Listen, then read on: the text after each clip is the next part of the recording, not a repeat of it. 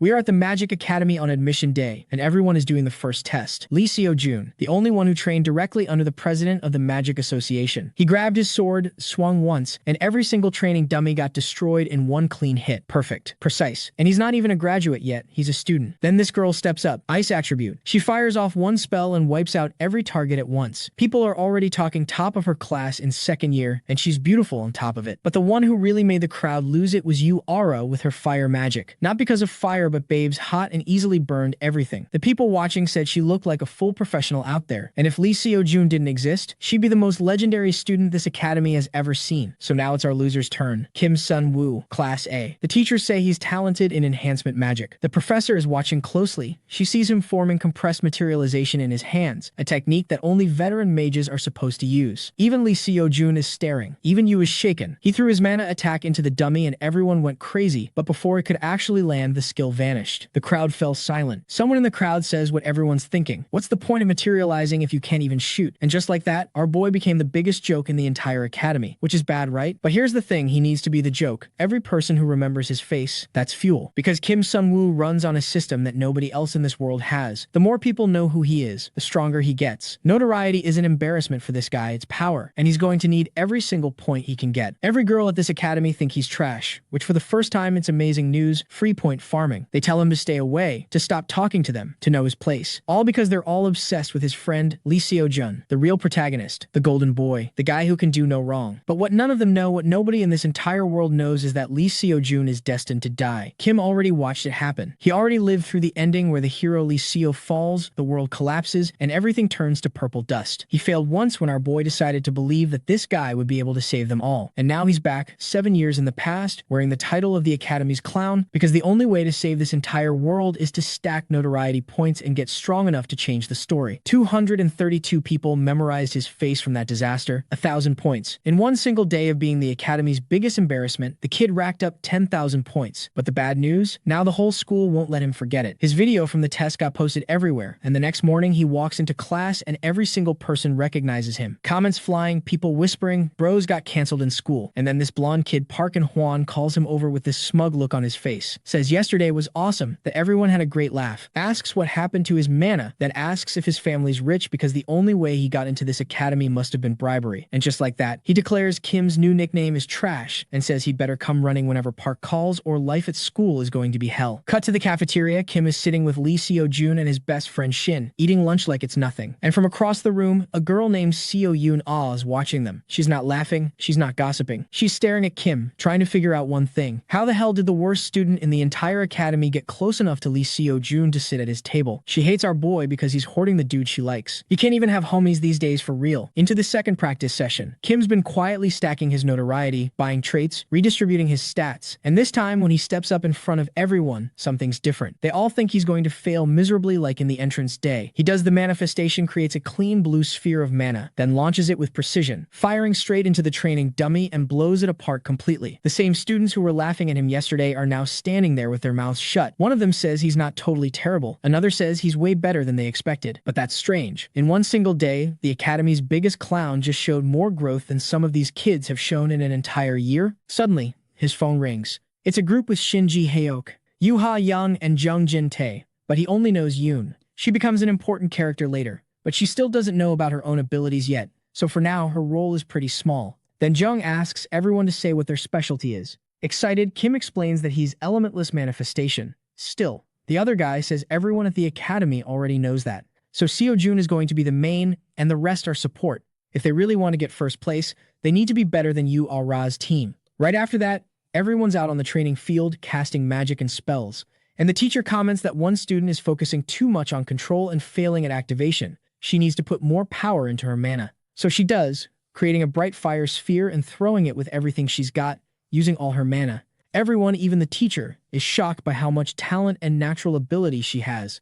But the teacher thinks it's because she's young, she still needs polishing, because her mana usage is still kind of sloppy. Then she hears a boom, a huge blue blast right behind her. It's our Kim, totally pumped because he's killing it. Thinking back, the teacher realizes that before, he was so focused on materialization that he couldn't cast properly. But now, with barely any mana, he's casting perfectly and with control. It's not easy to spot your own mistakes at that age. And that wraps up today's class, and everyone goes to rest. Before Kim can leave, the teacher calls him over to congratulate him, and the boy says he's been training in his free time. Then she asks about mana cultivation if he's been doing it regularly. The kid realizes she noticed his low mana capacity compared to his skill level, but Kim just agrees, and the teacher says he's good at everything else. His mana capacity is just bad, and he needs to work harder. Our guy says he's working hard, and the teacher gives him a bracelet that helps with mana breathing to keep his condition steady. The mage feels a little awkward accepting it, but the teacher says it's fine. It's F class and not hard to make. He thanks him, they say goodbye,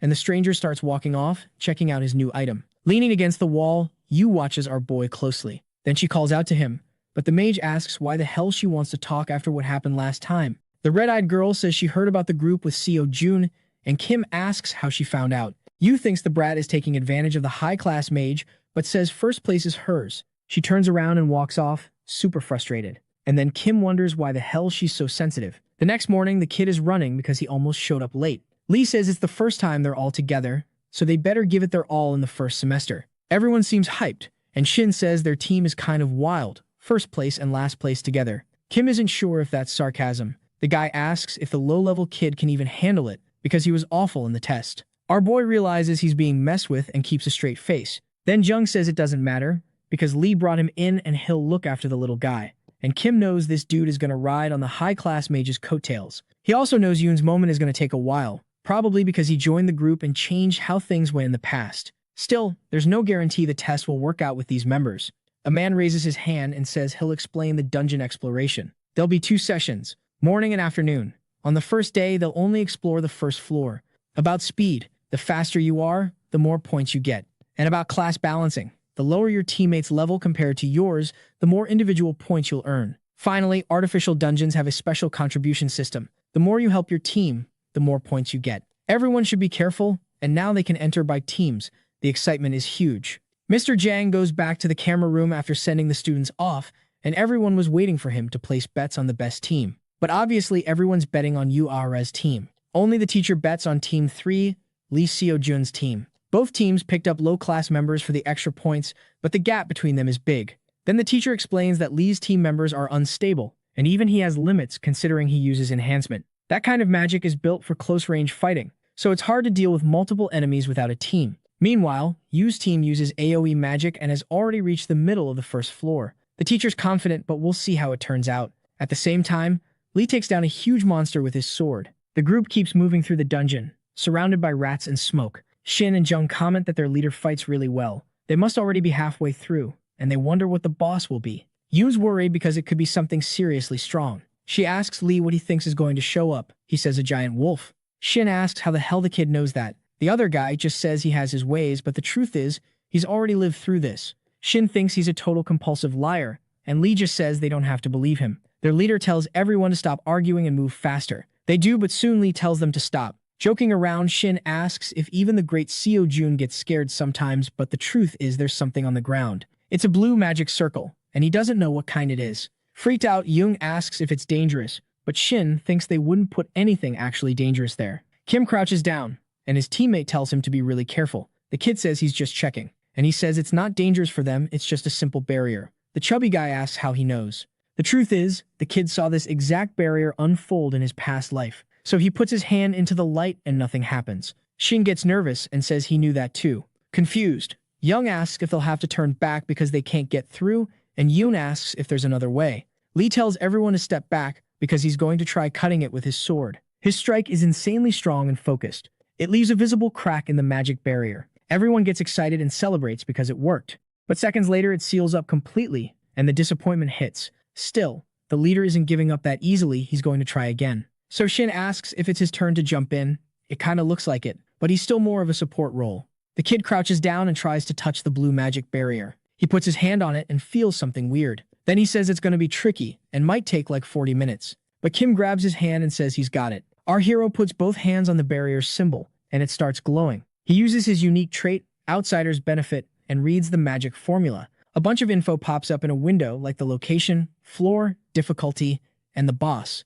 Then he focuses his skills on the circle, and that's it. The barrier starts slowly lowering. All hyped, the outsider says he did it, and everyone's shocked because it was way too fast. The character Lee Seo-jun is surprised and interested. That's another 5,000 points for interest level 1, and the kid's confused by that. But before the team can celebrate, a huge creepy wolf shows up with this evil red aura. It's the first floor boss, the giant wolf, already charging in, drooling. Jung comments that Kim was right. Lee steps up to the front and raises his glowing sword at the beast. He swings this massive, long slash, and the animal gets wrecked, split clean in half. Just like you'd expect from him, hunting a boss like it's some random mob. And finally, the mission's over. A man greets them and praises Team 3 for getting second place. Lee asks who got first, and of course, it was Team 7, who finished half an hour faster. But that doesn't really shake him. Meanwhile, Young says Yu is seriously scary. She did it in 4 hours and 11 minutes. And if they'd been 2 minutes slower, Team 3 would have ended up in third.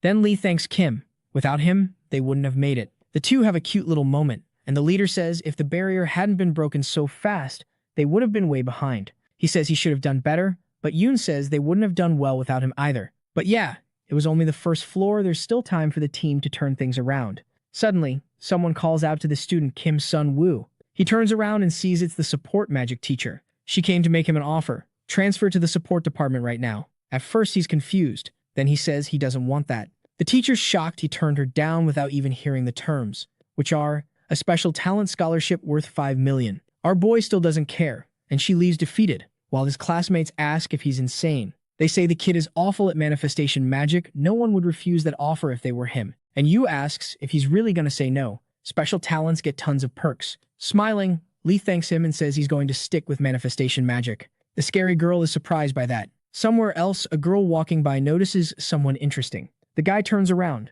confused, and says hi. Then she calls him Kim Shin-wook, acting all cute about it. He corrects her, saying his name is Kim Sun-woo, and then she asks if he's cleaning. Our super disciplined guy says he was dirty, so he cleaned up. The weird girl says that's really cool of him. Then she turns, says bye, and wishes Kim a good day. But we see she's actually looking at him with disgust, thinking it's pointless to do that, and he gets the achievement, Snail Bride, plus 1,000 points. Truth is, the mage was only cleaning to get an achievement still. At least it's done. Somehow, someone's watching the outsider from far away. And today's class is about monsters. There are humanoids, beasts, flying types, and a bunch more. But the most dangerous of all are the demonized. After saying that, the professor asks if anyone knows why. Kim explains that unless they willingly drop their disguise or hit their rage limit, they're impossible to tell apart from humans. That's right, they still drink human life fluid and control monsters, basically a nightmare for society. And since they look just like humans, most people can't tell without special equipment,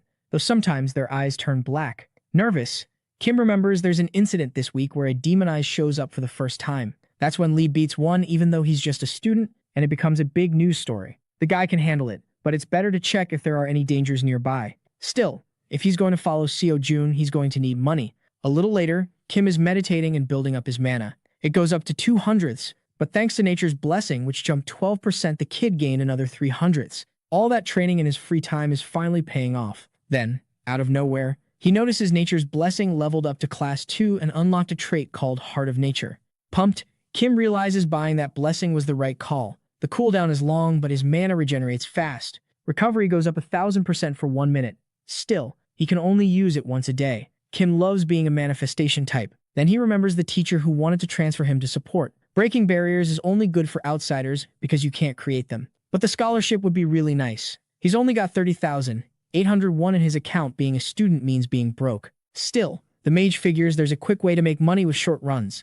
Clearing dungeons, hunting monsters, and selling loot is super dangerous, but there's also the option of climbing towers. Our hero can handle the lower floors, but he's still a student and underage, so he can't get permission. And it's like a light bulb goes off in the brat's head. That night, someone tells the teachers they saw an impressive student today. Kim Sun-woo, a second year, came in early in the morning and was cleaning. Happy, the teacher adds that he's always really focused and participates in class. The female teacher says that's just how manifestation kids are. Someone tried to pull him out of it, but the outsider wasn't going to fall for that so easily. Still, it's great to see an active, pleasant student these days. Meanwhile, the brat is racking his brain when he realizes he doesn't actually need to be a student, and he thinks he's a genius for it. And the achievement, Student Loved by the Teachers, is completed, giving a total of 2,000 points, which makes the kid really happy. Of course, he goes straight to the shop and spends 10,000 points. With this creepy aura, that's how Kim's going to get his money, whatever it is he bought. On Saturday morning, a man asks to see his mage license. Kim hands over the paper, now wearing glasses and slicking his hair back. Still, the guard doesn't look very convinced. But when he checks it on his device, he just freezes. It shows C-rank mage, Kim Jin-woo, 25 years old, verified, and our kid is thrilled. He says he knew he wouldn't get caught, but he was still pretty scared to use a fake identity he bought. Mage licenses in this world are special. They have a magic formula, so they can never be forged. Plus, the disguise turned out good. Focused, Kim thinks he'll clear the tower and then head straight to the Han River to meet Lee at 9:30 to protect him during his fight. A creepy voice calls him by name and says he's welcome to the Tower of Trials. The kid can go up to floor 27. The voice asks which one he wants. Kim chooses floor 10, but it's already been cleared. Doing it again will reduce the rewards. Excited, the young guy doesn't care and wants to go anyway, because his goal is something else. Portals are a convenient way to move between floors and towers. There are lots of towers with different types of monsters, or different trap difficulties. It varies from tower to tower. The Tower of Trials, which shows up in the original story, is tough, so a lot of people avoid it. Kim walks in and immediately runs into a giant wolf. It attacks like crazy, with this straight-up demonic look. But one simple, well-placed spell from him wipes the beast out, because the monsters that show up there are weak. And Kim gets the first hunt achievement, 1,000 points. The real problem with this tower is the traps and high-level magic formulas scattered everywhere. It's basically made for a guy like him. Looks like there's time to clear everything, so he keeps hunting. Meanwhile, near the Han River, it's packed, and it's not even festival time yet. Lee's friend asks to take a photo together so they'll have memories, and our hero is tearing through every kind of beast. He doesn't even look tired, and he ends up finding a magic gem. That'll at least pay for transportation. Checking the area, the outsider figures it's around here. As soon as he finds the exact spot, he puts his hand on the wall glowing gold. And then another achievement, Professional Barrier Breaker, plus 2,000 points. He entered the Tower of Trials' secret floor called the Imaginary World. The tower itself notices him, and the mana of mystery starts rippling. Of course, our champ gets yet another achievement, Mystery Explorer, worth 5,000 points. Kim is absolutely ecstatic.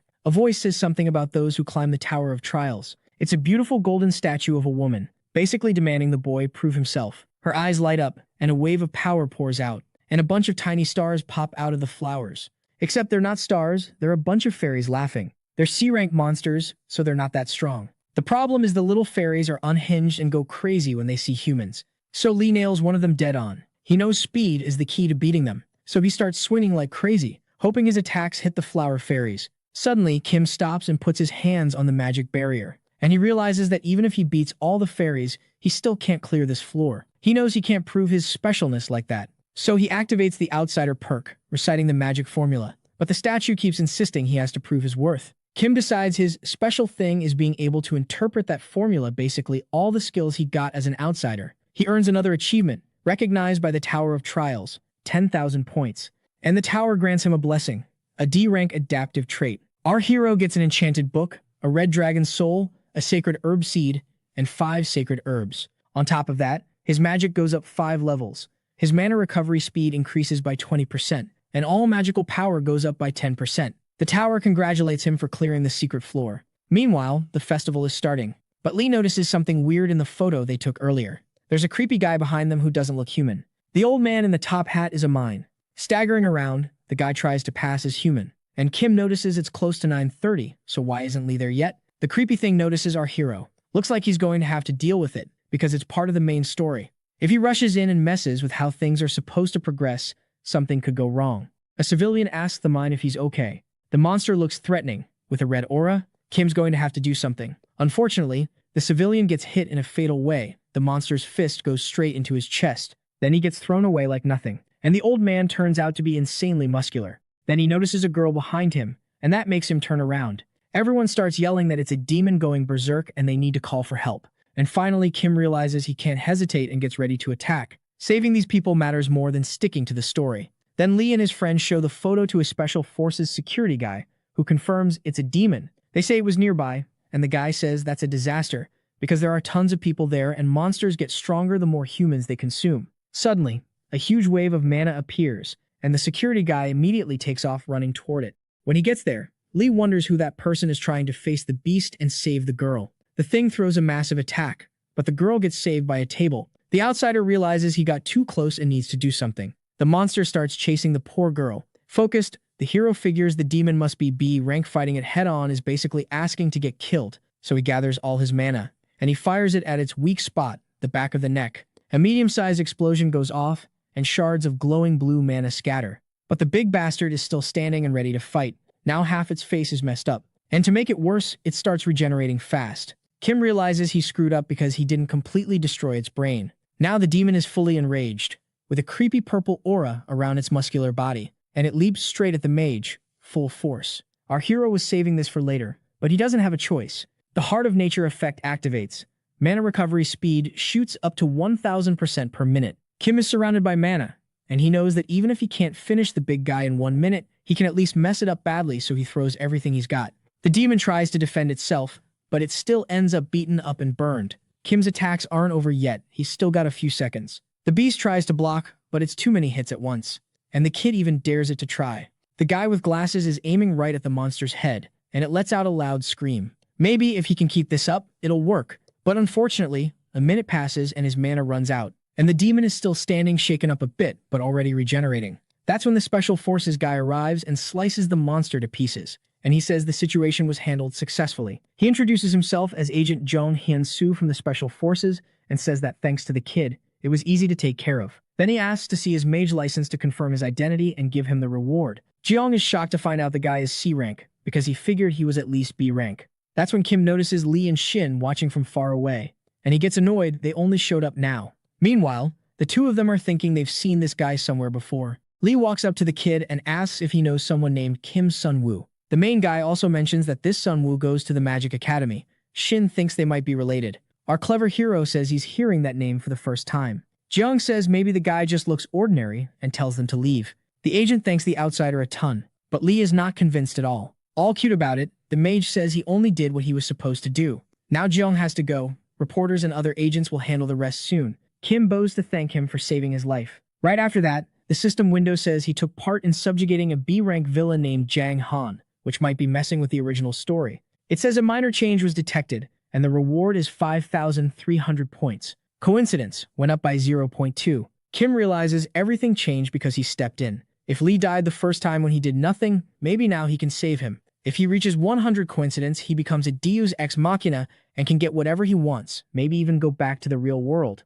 So there's no reason to hesitate. The goal is to protect Lee Seo-jun and rack up coincidence. He needs to step in whenever he can. And Lee also got a reward of 15 million won for killing the demon. Dragging that trident back to the dorm would be a pain, so this works out perfectly. He's going to actually rest and enjoy his money. At the exclusive Hansung Hotel, the mage's star place, they're basically a global corporation. An organization with strength, power, and money, and they play a pretty big role in the story. When he walks into the huge hotel, the kid spots Han Sejin, the vice chairman of the Hansung group. Someone tells him his sister wants to go to dinner, and Kim hears the vice chairman saying it's been a long time since he's seen his sister, Seon. Apparently, the kid remembers a character named Han Seon. That trident is way too flashy, better to sell it, but the enchanted scroll could come in handy later, and he'll bring the herbs to the vice chairman's sister. But unfortunately, he'll have to wait until tomorrow. And in the morning, a woman on TV says a certain person has been getting a lot of attention after clearing the secret floor of the Tower of Trials. A mere C-rank mage shocked everyone by taking down a raging demon in the Han River right after the clear. This heroic guy is Kim Jin-woo, and they announced they're reviewing his rank for a possible promotion. Meanwhile, people are talking about him so much that he earns the Little Hero achievement. 2 million civilians are grateful. Pumped, Kim says he got 21,000 points just from a newspaper article. But now his identity is out there, maybe it's time to go see Han Seon. People on the street are talking about him, and the kid is loving being famous. But then he spots someone serious, the Hansung family's swordsman, an S-rank mage named Jang Soo-ji. Scared and intimidated, he wasn't expecting to see an S-rank just casually walking around, but then the receptionist recognizes Kim. He says his name and asks to sell the medicinal herbs he got from the tower directly to the director. The woman says it's interesting having the man of the moment with her still. The best part is the item he brought. Seon can feel the energy from it, but it doesn't have the little mana threads that most medicinal herbs have. So she says it'll be hard to work with such an exceptional herb and asks how he figured out what it does. Kim says he's been studying medicine for a long time and thinks it's a special medicinal ingredient. It massively boosts the effectiveness of other ingredients, but on its own it does nothing. Right now, nobody knows how to handle this herb. The solution is a genius pharmacist who's right there, but she's not totally convinced. She comments on how important the herb itself is and asks if Kim has any specific conditions. Our crafty guy wants 500 million won and 0.005% shares in Hansung's pharmaceutical division. Seon is confused by that percentage. It sounds like the kid has no idea how huge their group really is. And then Kim says actions matter more than money. Once the sacred herb gets commercialized, It'll take over the pharma market. The woman wants a different offer, but the kid already saw that coming. So he asks for VIP access to the auctions and wants a special potion.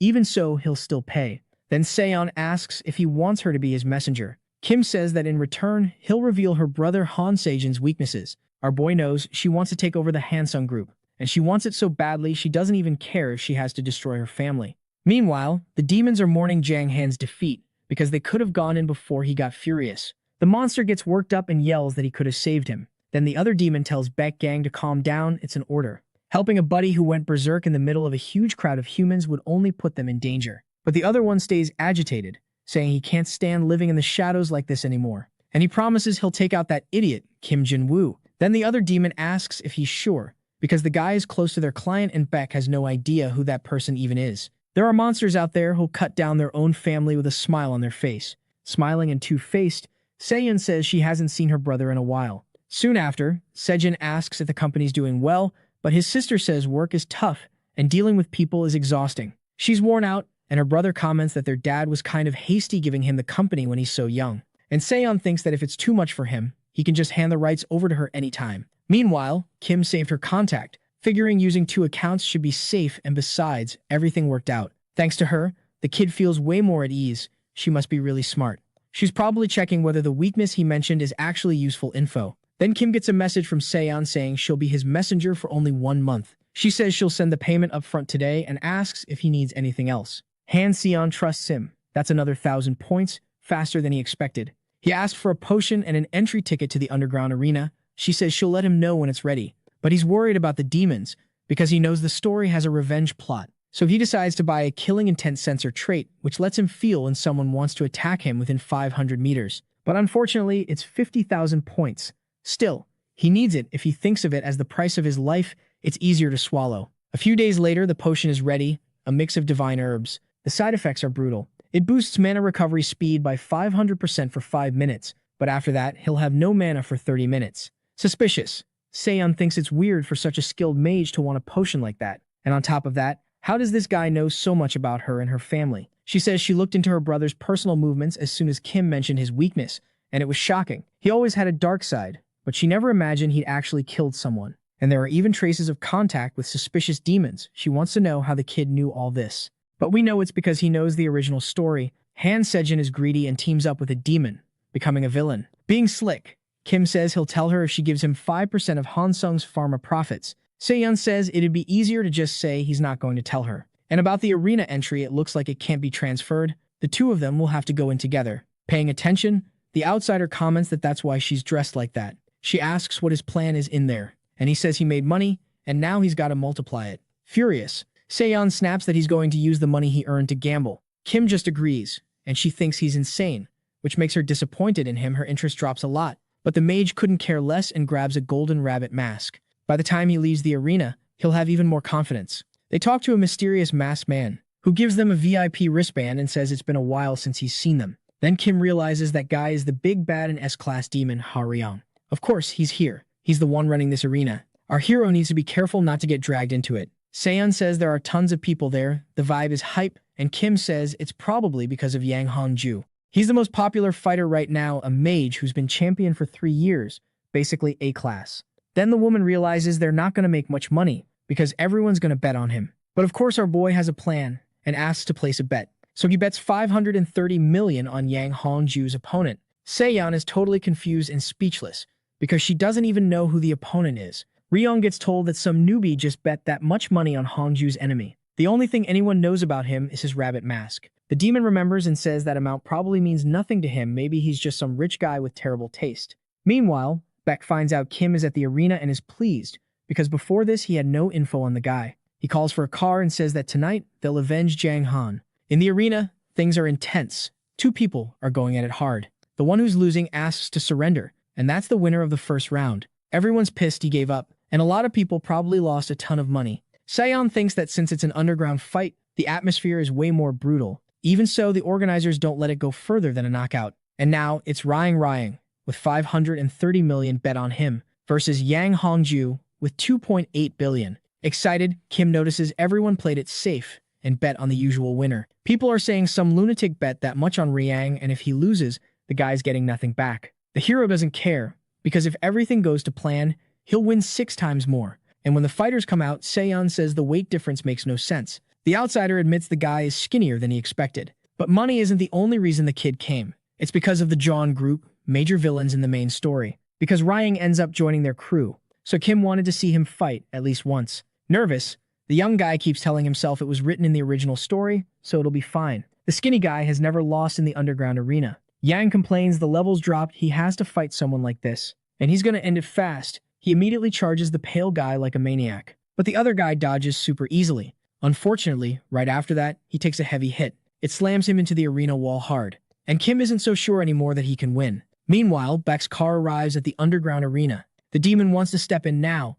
but it's not safe to mess with one of Ryong's events. Everything ends at 10:30, so there's no rush to take Kim out. And in the arena, Ryang is eating punch after punch. The skinny kid is basically being used as a punching bag. Yang tells him to know his place and get lost, then follows up with a brutal kick. Looks like the long-haired guy got wrecked, and the huge, ripped guy wins. The outsider is completely speechless, but when everything seems over, a spear pierces Yang's chest from behind. Ryang looks like some kind of undead, but he can still fight a little, which just makes the big guy even more pissed and go all in on the skinny dude. Then he creates a bunch of spikes with purple aura and fires them all at Yang, who takes them straight in the torso. Looks like he's not surviving that. The guy collapses in the middle of the arena, destroyed. Meanwhile, the crowd doesn't even know how to react, and Seon is totally shocked. Kim says his job here is done, time to go. But the demon boss thinks that's way too convenient. Ryang only won because Yang let his guard down, but he senses there was something behind that bet. He orders his underling to find the man who won today's bet. Outside, Seon asks how the young guy knew the skinny one would win. Kim says it was just a guess, and she complains he never tells her anything. Thanks to the bet, the kid now has over 3 billion in his account, and he also got the achievement Incomparable Gambler. And Seon trusts him. His interest level is 1, that's 7,000 points. He's getting back the points he spent. But then, all of a sudden, killing intent activates. He knows that in the original story, there was a demon who wanted to avenge Jang. The woman asks what's wrong with Kim, and he uses the moment to ask her for a favor. Then Seon says their movement changed. Beck tells his underling to stop the car and kill that son of a bitch right there. He gets out of the car and notices the woman isn't there. Then he wonders if Kim really took out Jang, because the guy's a total idiot and his body isn't even trained, his energy is weak. The hero doesn't waste any time and downs his special 5-minute potion. It tastes awful, but now he's ready to attack. Kim had known for a while that the guy was after him. Beck thinks his energy changed, but it's still not scary. Then the demon summons a bunch of fire spears. Surprised the mage noticed him. Right after that, he throws them all at once really fast. The hero already had his blue magic orb ready and his spear too. The two powers collide in a wave of bright explosions. But Beck still has 2 attacks headed straight for the kid, and they're coming in fast. The outsider's gonna have to move slick. A massive explosion goes off in the park, and Seon is worried inside the car. Earlier, Kim said he thinks someone's been following him. She asks if it's a rival company of Hansung. He says it's something like that. Then he asked her to go somewhere with no people around, but she asks if the kid can handle the guy. He says it won't be easy. His mana is way higher than a B rank, so Kim needs Seon's help. In the fight, the mage manages to dodge the 2 fire spears, and he thinks it's nothing, because in his first year, he was a reinforcement type. Beck asks if all he can do is dodge, then prepares more spears. Shocked, Kim realizes that this time they're faster. He's forced to throw himself to the side with everything he's got. The demon gets frustrated, and now our hero only has a few minutes of potion left. Time to end this once and for all. So the mage activates the Heart of Nature. That's when Beck realizes the young guy got even stronger. And the hero charges at the villain at insane speed. To defend himself, the red-haired guy makes more spears still. He knows it's gotten dangerous. If he can't block this, he's done. So he grabs one of his fire spears and makes a ring around himself. But Kim's blue power orb is already ready, and he fires it full force into Beck's chest. He couldn't defend against that, but there's more where that came from. Kim can't afford to leave an opening, and he launches another heavy attack at the demon. The villain tries to block with his hands, but it doesn't seem to be working. Still, that means Kim can't hit his head directly. So he thinks for a second and decides to go from below, and hit him with pressure right under the chin. The hero grabs his neck, squeezing hard, trying to finish it quickly. Unfortunately, the 30-minute exhaustion hits. The outsider couldn't finish the job, but Beck is badly hurt, and of course he won't give up. He's already made another fire spear. This time, he's sure he's going to end our kid's life. Suddenly, an attack from behind slams into the damn demon. The one who did it was the great Jang Soo-ji. Kim mentally thanks him for finally getting help. The S-rank swordsman finished off A-rank Beck with a single precise strike. Happy, The young guy knows the sword demon is one of the strongest characters in the original story. Jang is disgusted that the animal thought about laying a hand on the youngest daughter of the Hansung family. And speaking of her, there's Seiyun. She asks if the boy is okay, and he says he didn't get hurt too bad. Dragging things out until she called for help worked. The girl says of course because her life was in danger too, so she called the strongest guy she could find. The villain Beck Gang, B rank, was defeated. A small change happened in the story and the coincidence went up by 0.6. Seon trusts him again. That's another 1,000 points. Obviously, the kid is super happy about that. Jang asks the girl if he should tell the chairman. Because a demon attack isn't a small thing, but Kim asks him not to. If people find out someone from Hansung got attacked by one of them, it'll cause total chaos. Kim knows he can't mess with the original story too much, and Seon agrees. It could make things even more complicated, so for now it's a secret. Her uncle just agrees. 3 days later, our kid is lying down on his phone, thinking about something. As thanks for saving her from Beck, the girl said she'd give him the info he asked for. So when the Shinsengsho potion finally launches, Kim decides he's going to put all his money into the company's stock. There's only 1 minute left, and the market finally opens. Before going back in time, he'd spent his whole life clearing dungeons and still couldn't afford a house. It was impossible. Kim never thought it would be this easy. Now, honestly, it's kind of weird. Then he gets a message from Seon asking him to grab a snack with her, because she has a special gift. He heads to the cafe right away and notices she's already there. Kim says the pharma company's stock went totally crazy today. He made a ton of money thanks to her. Seon asks if he managed to make 5 billion, but it was 3 in a single day. All thanks to the director. Still, now he wants to know about the gift. She explains she found out who the demon was that attacked them, and she shows him a photo of the guy, calling him Beck Gang, a famous assassin who was pretending to be human. Even worse, he was working with her older brother, Han Sejin. Kim knew the guy dealt with demons, but not that specific one. He says it's good info, but he doesn't get how that's a gift. But the real gift is something else. She wants to keep this mutual help thing going. Seiyun hands him a small box and says she's going to be really busy, so she wanted to see him today. Kim asks if something's wrong. The director says that now that she knows Sejin is connected to Beck, it's obvious who ordered that attack. And she hates owing people, whether it's favors or grudges. Kim realizes Seiyun thinking Sejin is the one behind Beck is a misunderstanding, but Sejin is still a bad guy. Sooner or later, he'll get in her way too. Using Kim to take down the vice director sounds like a solid plan. Suddenly, she calls to him and says she hopes he likes the gift. She picked it out herself. He thanks her and smiles, happy. It's a mana bracelet, super tough and durable. A connection is successfully formed, which means another 1,200 points. But something weird happens right after. Ryong gets curious about Kim, another 1,500 points. A man named Cheon Hae bows to the demon. It's been 10 years since they last saw each other. The man asks if Ryong has heard of Kim Jin-woo. There's something he wants to ask. He's probably heard that his friends, Jang and Beck, were defeated recently, and both incidents are connected to a human mage. Right before Beck Gang died, he was going after a boy who visited this arena. He asks again if Ryong has heard of Kim Jin-woo, and Ryong knows he's the VIP who bet on Ryang. Cheon asks for mercy, any information about the kid, and he'll offer the bastard's life as tribute to his comrades. The villain says that if he's thinking about laying a hand on his client, he'd better be ready for the consequences. The man bows and apologizes over and over, saying he won't do anything, and Ryong tells him to send the message to the Demon Council. Cheon says that at the Holy Relic, the Prophet's altar, a new prophecy has come down. The child with the destiny to wipe out demons must awaken their power at 18, and the Demon King will soon die. Ryong thinks the king is about to put on another show and asks if there's any more info. Cheon explains that according to the Prophet's altar, the child turning 18 this year is at the Magic Academy. So our hero decides to ease up a bit on the Kim Jin-woo stuff. This isn't the time to get involved with Ryong. There are more important things to focus on right now. He looks at the scroll, which creates a barrier that blocks a single spell. It can be used once every 12 hours. Midterm exams will start soon. Students have to show their skills in front of a bunch of officials. This event is crucial for Lee's career. A child born with the power to annihilate demons is destined to become the protagonist's ally.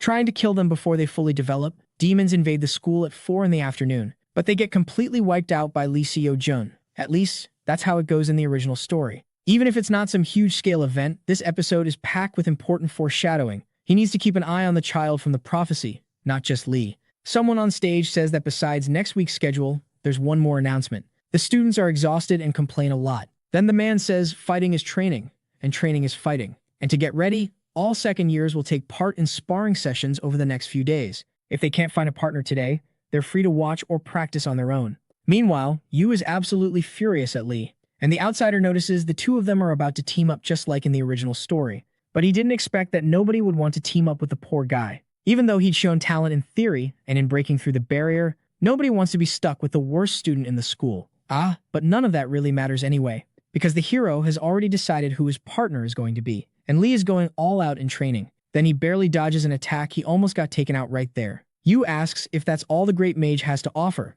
If it is, first place is hers. So Lee tells the girl not to get ahead of herself, because he hasn't even finished warming up yet. Meanwhile, somewhere else, Yoon is watching the fight. She sees Lee Seo-jun and Yu Ah-ra battling Class 1 and Class 2, and comparing herself to two geniuses just makes her feel pathetic. Then two random people start talking about fighting Yoon, since she's Class 82. The poor girl hears them saying she's good at theory but terrible in practice. They say they feel bad for people like her talent doesn't match her brains, at least she's nice. So Yoon gets nervous and fires a strong wave of ice mana straight at a training dummy. But unfortunately, it doesn't even move. She blurts out that it doesn't work, no matter how hard she tries. And then Kim shows up, saying her ice materialization is flimsy. Not only that, the ice isn't even cold, and her accuracy is awful. That proves her fundamentals are weak. He thinks it over and realizes he's kind of responsible for this. Originally, thanks to Lee's advice in the dungeon, Yoon should have made it to Class 6 by now. But because he interfered, she lost her chance and her growth stalled. Then Kim says she might be confused right now, but if they stick together, he promises he'll help her. He needs to help her grow, but she just points at him and says he's one of those. The type who just wants to crush her confidence so she'll listen, because he can't actually back it up with skill. And Kim's response is simple. Maybe she's throwing a tantrum because she can't argue with anything he said. So Yoon walks off, saying she thought he was a decent guy, but she was wrong. Our hero realizes he went too far and apologizes. Then the girl decides to settle it in a fight and see just how impressive the worst in the school really is. Excited, the outsider realizes she took the bait and accepts the duel. Yoon casts an ice spell right behind our boy and warns him it's started. A bunch of ice spikes get launched all around him, and Kim notices that when she gets serious, the intensity of her materialization changes. He says she's actually doing really well, but her attack pattern is simple. She's basically just forcing ice power into existence, and it makes her tense up. He says he'll show her a different approach, then raises his hands. This time she fires a more precise, stronger blast right at him. A freezing explosion forms. Luckily, Kim manages to dodge. Yoon realizes she actually did something useful, something she couldn't do even after training like crazy.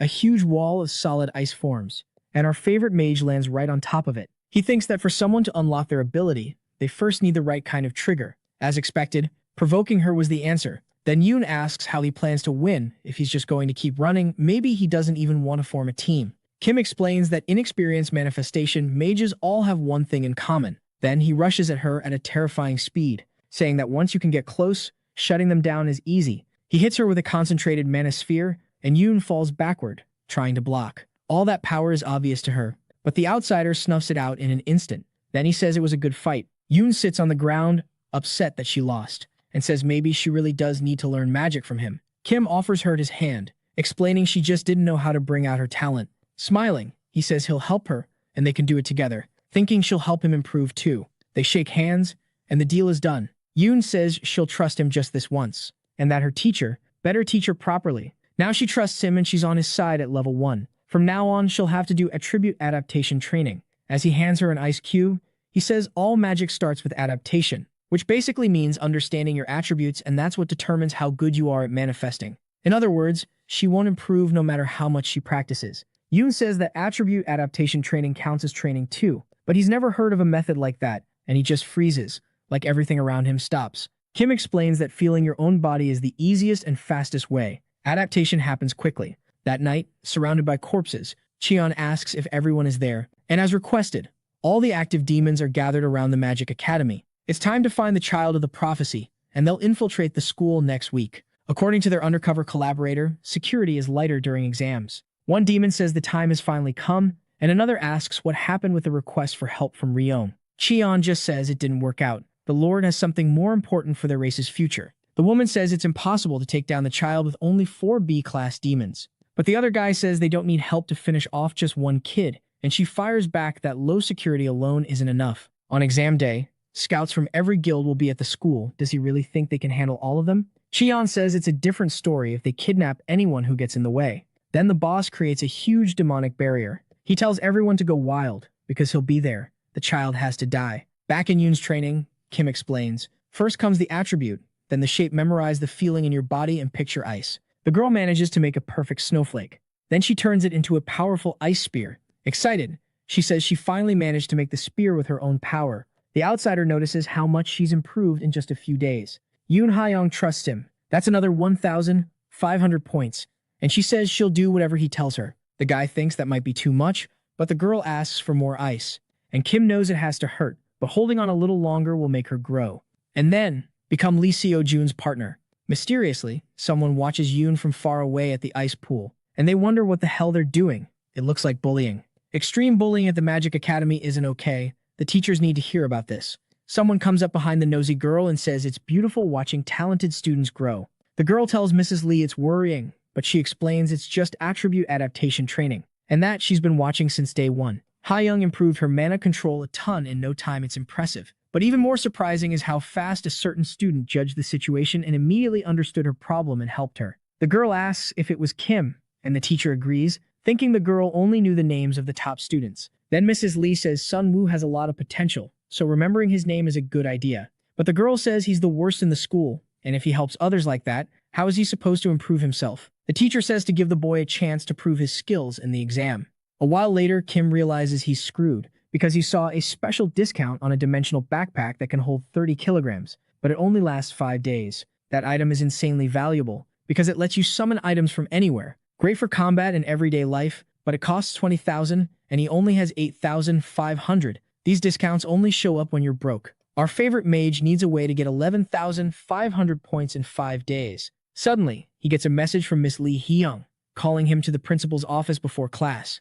Yoo Ah-ra, Park In-won, and Kim Sun-woo were the 3 students selected for the second-year special class on manifestation. It's an advanced class for students with huge potential, regardless of grades. And Kim realizes Lee was in that class. If he gets in, he can interact with the guy more. Then Park, rank 5, says he doesn't want Sun-woo in the special class. The blonde guy is one of the best in the year, and being stuck with the worst student in the school is unfair. He even asks Yoo, rank 2, to say something. She says she couldn't care less and tells him to worry about himself. Annoyed, Park thinks that's why she has no friends. Then the teacher asks what Kim thinks about the complaint. He says that if rank is the problem, then it's time to climb. So the woman says that before he can join the class, he'll have to prove himself in the exams, get to 80 or higher. Later, Kim is excitedly talking with Yoon, saying that if everything goes according to plan, it'll work out. The second-year exam is a co-op thing. You team up with a partner and fight a monster, the Green Giant. If you can focus on the weak spots inside its body, it drops instantly, but the spot changes every time and it's hard to find.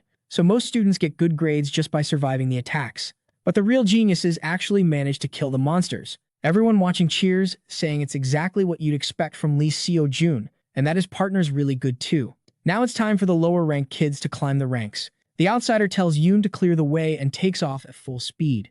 Then the girl freezes the entire ground, and she makes this huge barrier of solid ice. The guy jumps over it and lands on the ice wearing special boots. People start talking about how he's the dude who embarrassed himself in the ranking test, and they're hoping he doesn't run out of mana again. 254 people are watching Kim like hawks. It's worth 1,000 points and everyone thinks it's going to be awkward. Then the outsider perk activates.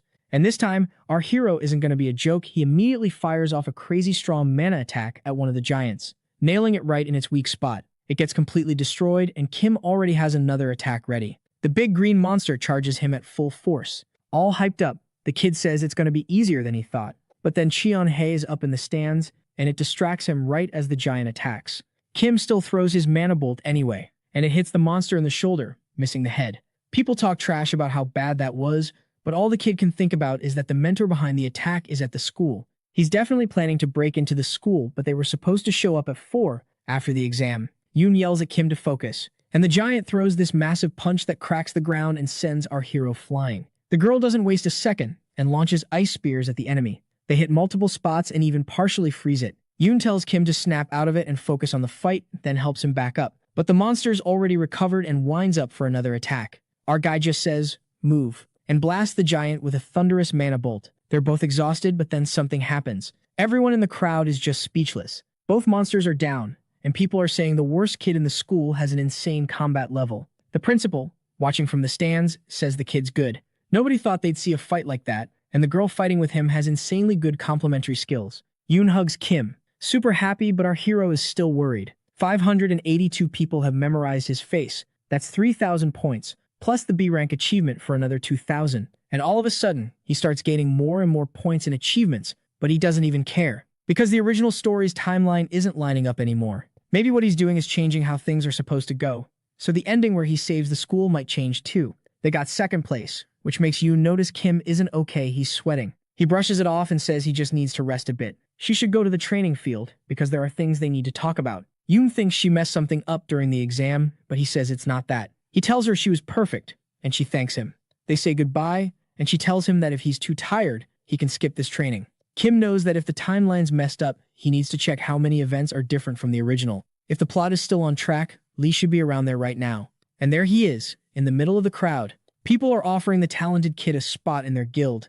Everyone loves him and is desperate to get him on their side. But Lee says he's only 18 and can't join a guild yet. Even so, they're basically shoving business cards in the poor guy's face. People even dropped what they were doing just to watch his exam. Then someone pulls the student's attention away for a second. It's Kim, calling out to him and saying Mr. Jang and Chill wants to talk to him something about his grades. People comment that the worst kid in the school did well. His growth curve looks promising. Lee runs off, saying he can't keep his teacher waiting. He'll hear about the offers later. The guys are disappointed and say they almost had him. Then Agent Jong says Lee's fight was really good. And the Special Forces leader, Kim Deok, just keeps saying it wasn't that bad. The guy with the scar says his skills are on the level of the strongest mage, since he's President Kim Jin-chul's disciple. But the leader thinks the kid has no real combat experience, and Jong says the guy's already thinking about hiring him. Deok asks why the kid bothers him so much. The other one says it's because he regrets not being able to talk during the fight with the demon at the Han River. And if Lee had been the one fighting there, he would have gotten real combat experience. Then he asks what the leader thought of Kim. He says Kim's combat sense was insane. It's hard to believe the kid is supposed to be the worst. It was more than instinct, he found the target's weakness fast. That's the kind of thing you only build up with tons of experience. Jung laughs and asks what world an 18-year-old kid would get that kind of experience in. But then again, that friend Lee mentioned the one who looks like the mage Kim Jin-woo was actually Kim Sun-woo. It's weird to think someone that young can use compressed materialization. The leader makes a mental note to remember his name. Meanwhile, Lee, with his arm around our hero's shoulder, thanks him for getting him out of there. But he asks why he came to this crowded place. And Kim says it's good to check out the exam they'll be doing next year. Yellow Eyes admits he doesn't want to get surrounded by those annoying guys again, but the other one assures him they're in a different area. Then he asks why Lee doesn't want to stay ranked #1 at school. Lee looks like he doesn't want to answer, so he just says they should watch quietly so they don't get caught. And Kim thinks about the demon attack that starts in the third year's exam arena, where it's easier to make contact with the infiltrator. He doesn't know exactly when it'll start. Still, he needs to keep Lee there and find Cheon-hae on his own. It's the simplest, fastest way to protect the child of prophecy, so he asks the kid if anything happened after the exam. Lee says it's normal for people to want to hire him. It happens all the time, it's fine. The outsider notices the original storyline is still on track. That's a relief. And then the duel finally starts. Outside, someone says the contractors have entered the third year's exam arena, exactly like the infiltrator said. Cheon asks how the rest of the plan is going. There are monsters hidden everywhere, summoning circles in every corner of the school. But since Jin-sen would probably freak out when she sees a human, she put him somewhere he won't run into anyone. The demon praises Yang Hyun, and she says it's thanks to his help. Now it's finally time to begin. The hunt for the child of prophecy starts. In the duel, a girl gives up, and the winner is Kim Chang-hyun. All hyped up, Lee thinks this is awesome. He copies Chang's manifestation magic, and Park Min-ye's moves were super disciplined. Meanwhile, our hero is focused on scanning the crowd, trying to find Chun-hae, and Lee notices and asks what's going on. Kim says he's just checking if there's anyone around looking to hire him. Yellow Eyes says our guy's grown a lot compared to last semester. Everyone who watched his first exam was shocked, and he asks what kind of training he's been doing. But the outsider notices something terrifying. Everything turns purple. It's the demon barrier. Confused, he thinks this didn't happen in his past life. The students freak out and start calling for the teachers. Nobody understands what it is, and they think there's been an accident. A suitcase that was placed in a specific spot is full of magic stones. They all explode at once, with massive force. At the top of the dome, red demonic eyes watch everything. Chan orders them to attack, and nasty goblins jump out, going after anyone they see. The loudspeakers announce that monsters have invaded the school and everyone has to evacuate to this safe zone. But teachers, contractors, and skilled mages are all trapped inside the barrier. No one's going to help, and the child of prophecy will be forced to reveal himself. The special agents are there, attacking and protecting people as best they can. Jong and Daok were ready. Chan didn't expect that. They were only there to watch Lee's fight, and now they're wiping out the monster horde and saving people. The yellow-eyed kid wonders if the special forces came to see him. Maybe it's Leader Diok's team. A teacher says they'll get out as soon as the barrier opens, so there's no need to be scared. And Kim knows that with those strong guys there, they can still manage to turn things around. But the problem is, how the hell do you raise this barrier? People start yelling for the mages to help and saying they should have stayed inside the arena. Kim Yoon, the support instructor, explains that to fix the barrier issue they'll need one more A-rank support mage. But there's nobody like that there, and that kind of person is rare. Still, the instructor tells them to look harder, because this is going to take half an hour. Someone asks how she expects them to hold out for 30 minutes with only 2 special agents, and Kim knows that's impossible. Cheon's barrier skills are the best in the world. Even in the original story, if it hadn't been a surprise attack, Lee wouldn't have beaten him, so Kim has no choice. He's going to have to step in. But then Yang Young shows up first and says she's an A-rank support mage. She promises she'll take care of everything. The hero knows that saying the girl is a demon right now would just make everything look suspicious instead of helping. With a smile, the infiltrator says she's going to start and that she needs help.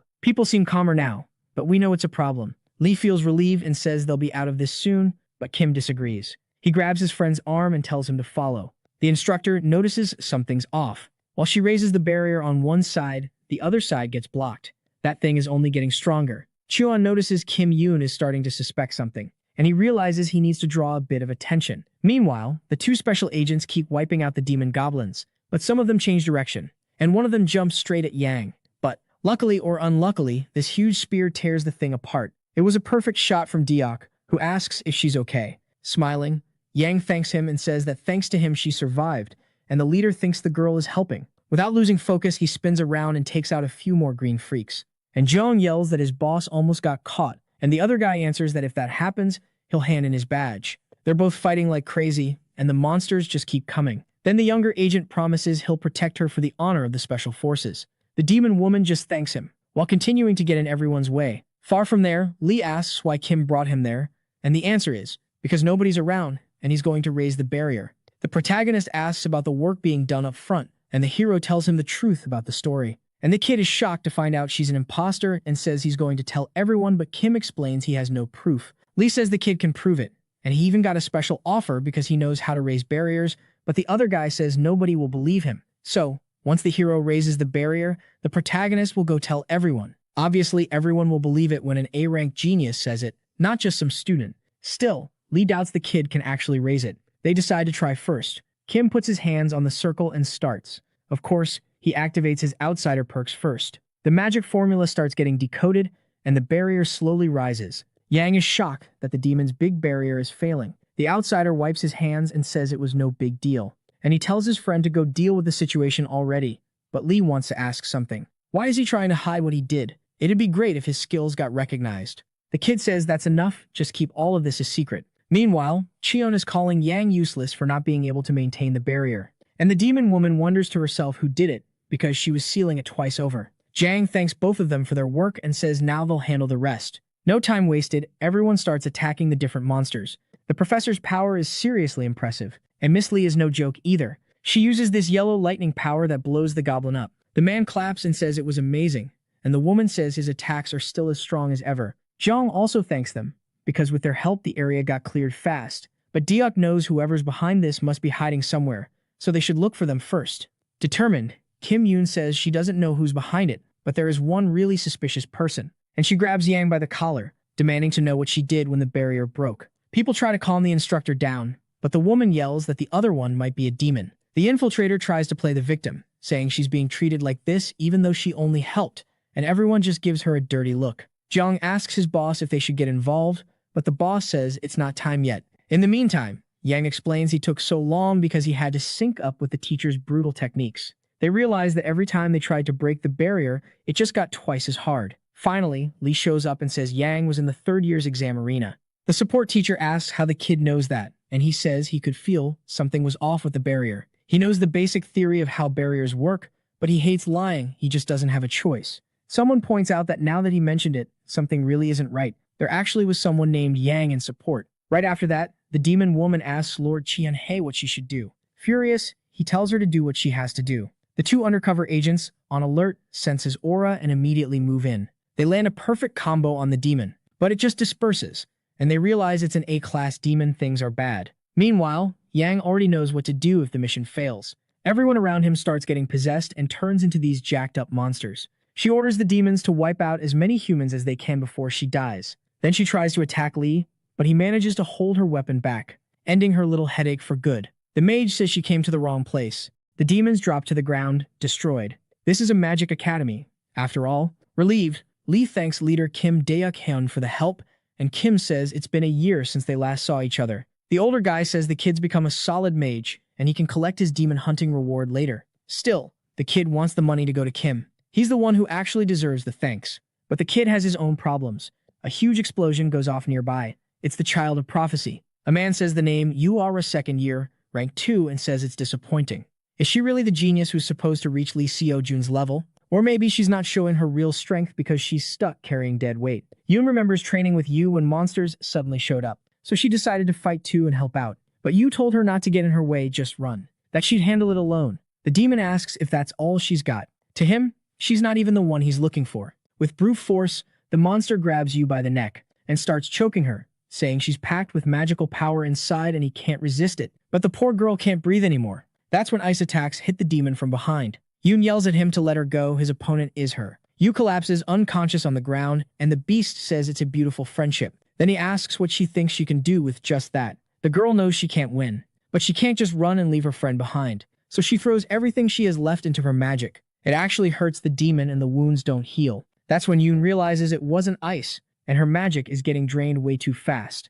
The child of prophecy, a mage born with the power to destroy demons, found her, and now he's going to wipe her out with his own hands. But that's not happening. The child of prophecy is important. That's what Kim says as he activates the heart of nature, and then says the one getting wiped out here is him. The demon tells the kid not to interfere, and fires off an insanely strong dark purple power. Even so, the bracelet triggers a spell shield and protects him. The outsider doesn't waste a second, and unleashes a bunch of mana blasts, hitting the guy from every possible direction. He drops to his knees, shocked at how much mana the kid has. Our hero says he's got more experience than he looks. The demon growls that he's not going down alone, and charges straight at the child of prophecy. But Kim was already ready with his power sphere, stopping the enemy from getting to his friend. The man disintegrates into ashes. A window pops up saying the B-class villain was successfully destroyed. Causality increased by 0.4. Achievement Savior unlocked, 3,000 points gained. Meanwhile, Kim notices Yoon awaken early, but she handled it well. Because the demons got a prophecy about the birth of their natural enemy, they'll keep attacking the academy. So Yoon, Lee, and Yu are going to have to get stronger. Kim thanks everyone for making it out alive. The news going around is that a demon attacked the Magic Academy, and Lee, Yu, and 2 other students defeated it. But Yu thinks it's pathetic that people are treating her like a hero when she didn't even do anything. Yoon peeks over and asks what she's talking about, but the other girl tells her to go back to bed. The child of the prophecy says she protected her from the guy, but Yu says she just passed out like an idiot right after. It's just a tiny injury, but the academy is making a huge deal out of it, and Yoon tells her to rest. The red-eyed girl heard that the other girl fought the demon while she was unconscious. Yu asks why she didn't just run away by herself like, they're not even close, so why risk your life like that? Yoon says anyone would have done the same. Plus, she once met someone who reached out a hand when she was all alone, and she thinks it'd be nice to be that kind of person too. Ever since she made that choice, she's been able to find the courage to face her enemies. So when things get hard, it's okay to ask other people for help. But Yu remembers a house on fire, and 2 people who seem like her parents yelling at her to grab the girl and run. The little girl got separated from her mom and dad. Shaken up, Yu says she doesn't need anyone's help, and the other girl says that, at the very least, she can say thank you. Yoon also says that if it weren't for Kim, neither of them would be alive right now, and the fire-eyed girl asks what that means, but Yoon says he can explain it himself. Smiling, Kim shows up and asks if they're okay. On guard, Yu asks why he's there, and he says he needed to drop something off. Her share, 5 million won for defeating the demon, but she's confused. Kim was the one who killed it, and he knows that. Still, when he arrived, thanks to the 2 of them, the enemy was basically finished. He just landed the final blow, but Yu thinks taking money you earned with other people's help is super embarrassing, so the 2 of them can split it. Blushing, she thanks him for saving her. Kim was planning to become friends with Yu through Yoon, maybe it was too soon. Interest level went up to level 1, 2,000 points were gained. The blonde says she's acting like that because she's embarrassed, she's just really proud. And finally, Kim has enough points to buy the dimensional backpack. Still, Yu walks down the hallway all nervous, complaining that Kim is lying. The guy wasn't basically finished. When she passed out, Kim destroyed him by himself. She notices he's not a summoner type or a support type, but he showed talent in everything, like some kind of genius. And those insane skills she saw from Yoon were because of him too. So why would he spend his whole life hiding that kind of power and skill? At their age, there's no reason. Maybe he lost his family to those guys too. Meanwhile, Kim asks Yoon if she told anyone about that, and she says no. Because if it draws attention, training will get annoying. And more than anything, she wants to understand her power to destroy demons on her own. Compared to the original story, Yoon awakened her power a month early. Even if she's still inexperienced, getting stronger sooner will help a lot in the future battle against the Demon King. With that, the outsider can stabilize one of Lee's teammates. He says he'll come up with a plan with her, and Yoon says she's curious about something. The moment the barrier went up, he ran to the arena. Was that because of her? Kim's been carrying her a lot, like during the exam and during the attack. Yoon is thinking about a few things that make the boy nervous. He says it's not what she thinks. During the exams, it was because he trusted her potential, and during the attack, he just ran toward where he saw the explosion. Now she looks kind of awkward, and Kim asks if she thought it was something else. Embarrassed, Yoon says it was just a joke, and the boy figured she'd go there because she's innocent. But the hero needs to be where he belongs, so he's going to make a plan. Then the girl says that, because of the misunderstanding, she'll give him 7.5 million won. It's to pay for private lessons, since now they'll always be together. The kid says he'll raise her right and realizes these kids have no idea what money is actually worth, so they'll start tomorrow. But then our hero gets a notification on his phone. Someone deposited 15 million won, and he's wondering why everyone's so desperate to give him money. And all that cash came from Lee. After the exams ended, Kim managed to meet the conditions Professor Lee Hee-young asked for. He's ranked 72 and never imagined he'd end up in the special talents class. First place in the third year is Kim Sang-yeon, and fourth place is Park Min-yi. And first place in the first year is Choi Seo-yoon. Right next to her is the second place, Jeon Min-ki. Yu looks at the boy like he's an enemy. Still, Kim knows being there will make it easier to step in during major events in the future. Suddenly, Park In-hwan shows up and says that just because Kim landed the final blow on the demon, he thinks he can sit with them. But the hero met the right requirements. Nobody can interfere. Even so, the blonde guy says he can drag him out. That's when Lee yells and says, "That's enough." Park asks if the kid even knows how much the special class average dropped because of this guy. His score was over 22 seconds. Yu jumps in and says that, aside from the test at the start of the semester, Kim is better than Park. So Park should shut up, because he's the one dragging down the average. The asshole says he didn't know the girl was interested in that idiot, but he doesn't listen and goes in to throw a huge punch right at our boy's face. Kim reacts fast and grabs his wrist, saying he doesn't think Park can do it. Meanwhile, Park can only feel how strong Kim's grip is. Then the blonde guy curses Kim's mom, loading his hand up with fire power.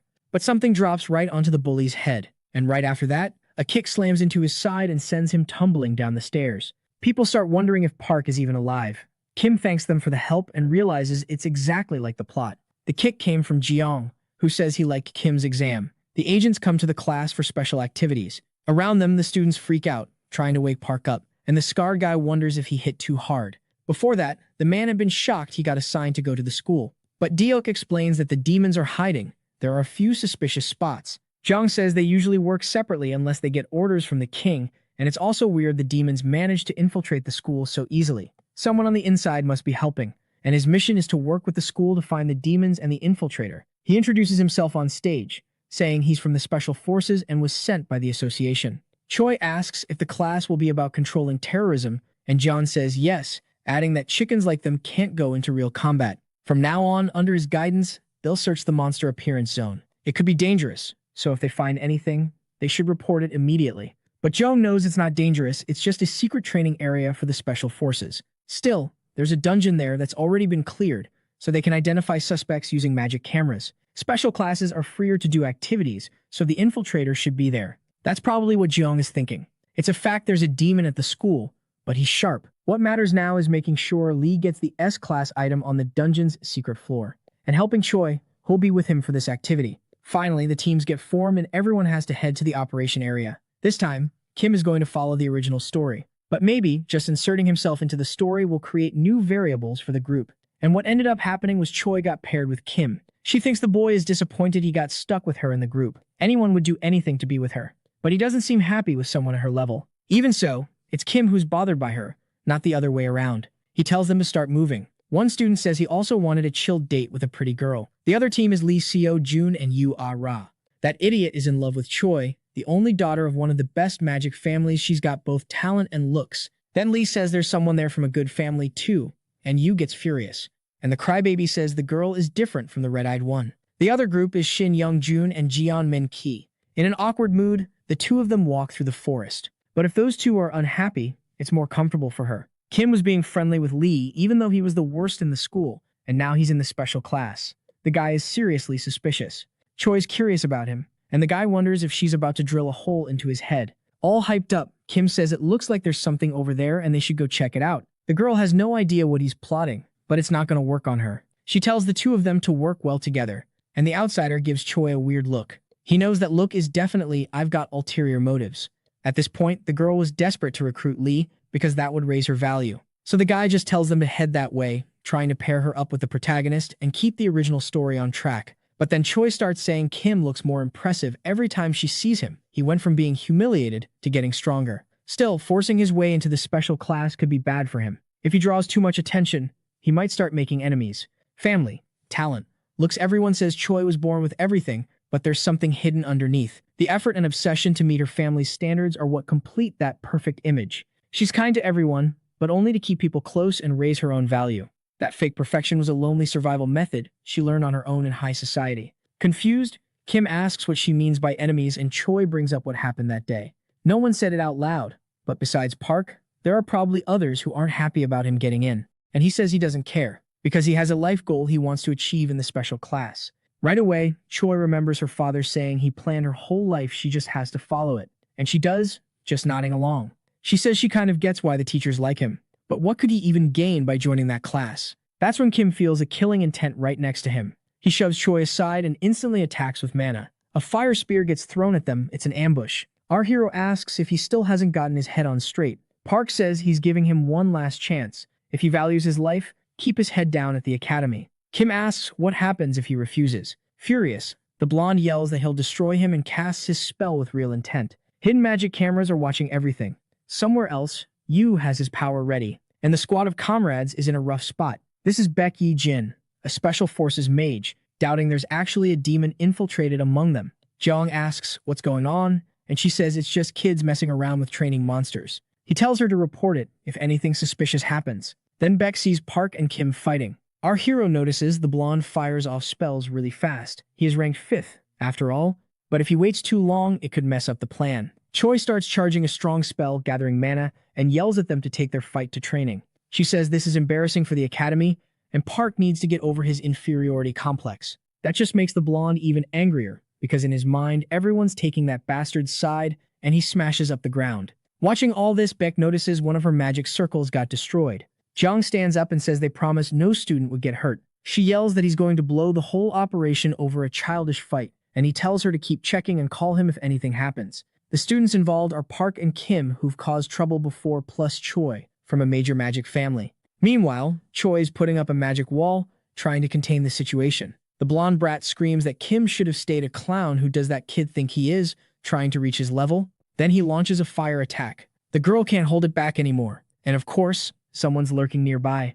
Kim casts a shield spell, blocking the attacks, and says he'll handle the guy. Before he came back, he saw what Park did to people in the shadows. Since Park was basically an extra, he figured it wouldn't affect the story. But that idiot only shows up at the beginning and doesn't matter at all later. So Kim uses the Heart of Nature, and a bunch of mana bolts shoot out. Shocked, Park tries to dodge. The outsider says if Park has a problem with him, he should deal with him one-on-one. Dragging someone else into it is pathetic. Grabbing the blonde by the head, Kim slams his skull into the ground. It's honestly crazy the guy survived. Now he's terrified. Kim asks for a reason to spare him, with a mana sphere in his hand. On his knees, Park blurts out that he was wrong and won't bother him again. Choi thinks this is a totally unnecessary waste of mana, but it's obvious Kim wouldn't actually hurt him. So he grabs him by the hair and tells him to get lost, like, as far away as possible, because if he ever sees him again, it's going to end badly, and Park agrees. He just begs pathetically for them to keep this fight a secret. The outsider yells at him to get out of there. Smiling, the young guy feels relieved that he fell for it. That's when Baek sees the student running out of the training area. Jeong confirms it and draws his shining sword. From now on, he'll have the special forces' full attention. Park runs like a maniac, thinking it's Kim attacking him, but then he realizes it's some older guy chasing him. Back there, Kim figures that should be enough to draw attention and shouldn't mess with the story too much. Right after that, Choi presses a spell-cast finger to his neck. The boy complains it's freezing, and she shoots back that he looked like he was overheating. And she points out he just beat Park rank 5 while being ranked 72. They seriously need to take a closer look at the ranking system. All humble, our hero says he never would have won if the blonde guy had actually wanted to destroy him, but he still feels bad because Choi probably wants to be with Lee. She just thanks him, and her interest level goes up to 1. She says she didn't have a great impression of him at the start of the semester, because it seemed like he was desperate for attention since he didn't have any skill. But now, it feels like he's a completely different person. So Kim asks what he is now, then. Choi says he's fun, and the boy remembers the clown talent. She says they've rested enough and should get going, but Kim's still tired. She says they need to find something that'll actually get them results when, at the same time, something jumps at her. It's a huge, ugly snake, and Choi lets out this piercing scream when she sees it. Without wasting a second, Kim already has a sphere in his hand, wondering if it's a training monster. But the attack that hits the serpent is clean and bright. Choi smiles and looks to the side. Just like the outsider was expecting, the guy shows up. Lee Seo-jun asks if everyone's okay. As he puts his sword away, he says he's been walking around trying to help the others. But honestly, there aren't any monsters that dangerous. He was on edge because they said it was a risky area. Choi says that for a genius, it's easy. And she adds that if he signs a contract with her family, he'll shine even more. The young guy says he'll think about it later. Kim realizes the place and the people are perfect, so the main event should happen now, the protagonist discovering the secret spot. Just bringing Choi near the dungeon is enough for her to naturally end up with Lee. He just needs to guide them, so he points in a direction and tells them to look. There's a cave there, with this weird blue light. The protagonist asks what that glow is, and Choi says it's coming from inside. Our hero says he's curious and wants to check it out with them. When the three of them go in, Lee realizes it's a hidden stage. And stuff like that doesn't happen often, a dungeon inside a dungeon. It's tough, but the rewards are worth it. Excited, Kim sees everything's going exactly like it's supposed to. He remembers the secret floor in the tower, which was also a hidden stage. This happens when something in the dungeon gets altered. Lee and Choi can team up and beat the boss. This episode is necessary for the protagonist to get even more attention after getting an S-class weapon. But the most important part is Choi, more mature now, becoming his companion. The two of them can handle it easily on their own, so the hero suggests they just fight the challenge. Lee refuses, saying there are too many variables and they need to tell the special forces first. Kim can barely believe it. He tries to grab the protagonist's phone, and while that's happening, Choi stares at the water. She keeps looking at her reflection. Something calls to her, telling her to try going in. When she touches the water, something happens. Lee gets worried, and Kim yells her name. It's the ghost witch, B-class, trying to possess the girl. The two of them run toward her, shouting, trying to snap her out of it. The witch says it belongs to her now. Kim realizes that if the monster attacked first, then something went wrong with the original storyline again. And the monster completely dissolves, slipping into the portal and taking Choi with it. Lee shouts, trying to understand what just happened, how a witch kidnapped her. Our hero says they have to save her, but Lee wants to call the special forces. If they don't go right now, she'll die, because the monster absorbs mana first, and then everything else. They have to handle this, just the two of them, and they have to do it now. Kim puts a hand on Lee's shoulder, and Lee realizes there's no other choice. Determined, the two of them sprint toward the portal. Meanwhile, Jung is holding Park back, asking what he does and what his goal is. But the blonde guy doesn't know anything, which makes the older one ask why he suddenly started running. Park knows it'll be humiliating to tell the truth, so the agent says he won't go easy on him since he didn't confess. Park and Hwan, second year, rank 5 at the Magic Academy, suspected of conspiring with demons, is now in custody. Jung calls back and tells her he's detained the suspect. But she says something else is going on. 3 students went into the modified dungeon to train. Calmly, the agent says it was deactivated, so it's basically just a cave. And Beck explains it's been confirmed there's a hidden phase happening inside the dungeon, which leaves Jung shocked. Inside, it's a full-on blizzard. Lee thinks the witch is using ice mana stolen from Choi to power up the area. He was practically freezing when Kim puts a coat on him, and says if he stays nice and warm, it'll be way better. Our hero knew it'd be cold, so he brought warm clothes stored in his dimensional backpack. Confused, Lee asks how the kid managed to get a backpack that costs millions, and the other one says it was from stocks. This coat boosts cold resistance by 20%, but then Kim spots Choi somewhere. She's calling to them, asking for help. The protagonist tells them to hurry up and get out of there, then asks which way the exit is. Quickly, Kim fires a mana orb at Choi. She throws up an ice shield and says he caught on fast, no fun. The ghost witch is controlling Choi. It was the killing intent detector that saved him. And to save the girl, they'll have to beat the monster first. In a creepy voice, the beast talks about the child's mana being cold and delicate. Once it absorbs it all, the two of them are next. Kim knows the witch is undead, so she's weak to Lee's light attribute. So Lee goes in first. The hero stays in the back, launching concentrated blue mana orbs. As long as that thing is controlling Choi's body. A first year, rank 1. Specialty in manifestation and subspecialty in enhancement. The only thing they can do is keep defending. The possessed girl's attack almost hits Kim, but Lee blocks it with his sword, already moving in for a direct strike. But she turns her ice sword into a shield, and manages to deflect the protagonist's almost perfect attack. The witch asks if the kid is holding back, because it looks like he's fighting a little girl, and adds that all his attacks are pathetic. A volley of ice daggers shoots toward Lee, and he realizes the switch between offense and defense is insanely fast. Plus, the ice works really well with the environment. Still, some of those daggers go toward Kim. He barely dodges, but then finds himself surrounded by sharp ice, like a frozen prison. Possessed Choi says the kid is trapped. Of course, our boy finds a way out and still manages to dodge the endless icy blasts. Then Lee says it's time for him to say what he's supposed to do, because he must have a plan. Kim explains they need to find the witch's real body, because if it's in danger, she'll let Choi go. The protagonist points out the whole place is covered in ice and snow. The kid needs to tell him where it is. But our hero doesn't know everything, and remembers that in the original story, Lee destroyed the witch by slicing up the whole area. He grabs his potion and says the other guy can handle it. Now he's got 10 minutes of faster mana, so he starts making a bunch of orbs. It's not the outsider who can destroy her, it's Lee Seo-jun. Meanwhile, Jong questions Park about it just being a simple fight, and that he acted weird because he was embarrassed about losing, and the blonde agrees, making the guard realize he should investigate better before acting. Then he asks if the others had anything against him. Crying, the jerk says he really doesn't know anything. Deok says the agent ensured the student's safety, and Jong takes the blame. Nobody expected the hidden phase. The leader asks if there's any chance of rescuing the students, and the other one says they'd first have to try to open the entrance. If that doesn't work, all they can do is pray they clear the area and make it out alive. At the cave entrance, Professor Lee tells all the students to wait outside. Someone comments that if they get stuck in a hidden phase, there's no way out. Yu thinks he still has questions for Kim, so if anything happens to them, the kid won't get away with it.